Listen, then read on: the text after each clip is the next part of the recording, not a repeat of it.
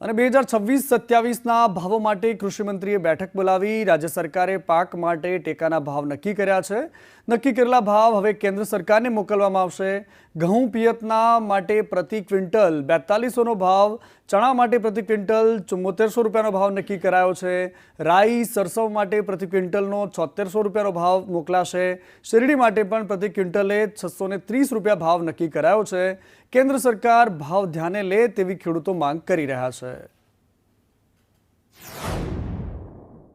પાકોના ટેકાના ભાવો નક્કી કરવા માટેની ભલામણ કરવા માટે કૃષિ ભાવ પંચની મીટિંગ મળેલ લાંબી ચર્ચા વિચારણાના અંતે અમે ભાવ પંચમાં